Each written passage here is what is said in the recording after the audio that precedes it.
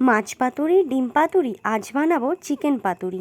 Chicken লাভারদের জন্য একটি নতুন দারুণ রেসিপি। চলো দেখে নিই রেসিপিটা করতে আমাদের কি কি লাগবে। প্রথমেই নিয়ে নিয়েছি আদা রসুন, তারপর নিয়ে নিলাম এর মধ্যে দুটো কাঁচা লঙ্কা, 1 চামচ পোস্ত, আর এর মধ্যে দিয়ে দেব অল্প করে কালো সর্ষে। কালো সর্ষে খুব বেশি দেওয়া যাবে না, তাহলে তিতো হয়ে যাবে। এবার এর মধ্যে নিয়ে নেব 5-6টা কাজু বাদাম দিয়ে এর মধ্যে দিয়ে দেব 2 চামচ টক দই। টক দই দেওয়া হয়ে গেলে এটা কালারের জন্য আমি দিয়ে দেব অল্প করে হলুদ, দিয়ে মিক্সিতে একটি মিহি পেস্ট বানিয়ে নেব। মশলাটা হয়ে গেলে এবার এর মধ্যে দিয়ে দেব 1 চামচ লবণ দিয়ে এবার এর মধ্যে দিয়ে দেব সর্ষের তেল। পাতুরিতে সবসময় সর্ষের তেলই ভালো লাগে, সাদা তেলে ভালো লাগে না। সর্ষের তেল দিয়ে এবার একটা মশলা বানিয়ে নেব।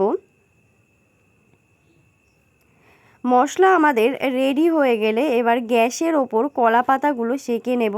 কলা পাতাগুলো সেঁকে নিলে নরম হয়ে যায়, আর কলা পাতা না সেঁকলে তখন যখন মোড়াবো কলা পাতাগুলো একেবারেই ভেঙে যাবে, তাই কলা পাতাগুলো হালকা সেঁকে নেব। সেঁকা হয়ে গেলে এবার একটা চাটুর ওপরে কলা পাতাগুলো দিয়ে দেব।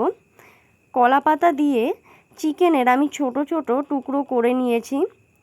বোনলেস চিকেন নিয়েছি, তোমরা চাইলে উইথ বোনও নিতে পারো। ছোট ছোট টুকরো করা চিকেন নিয়েছি, চিকেনের একটু স্কিনও আমি নিয়েছি সাথে।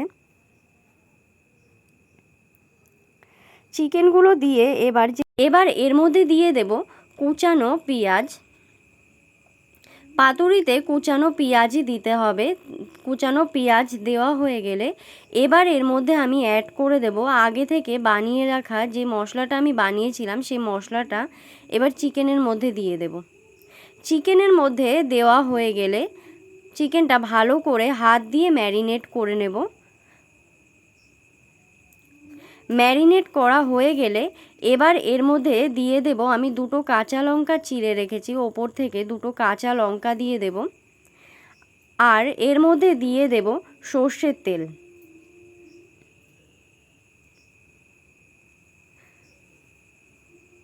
সর্ষের তেল দেওয়া হয়ে গেলে এবার গ্যাসের ওপরে আমি চাটুটা বসিয়ে দেব। আগে থেকে যে একটা কলা পাতা আমি সেঁকে রেখেছিলাম এর ওপর থেকে দিয়ে চাটুটা আমি এবার গ্যাসে বসিয়ে দেব।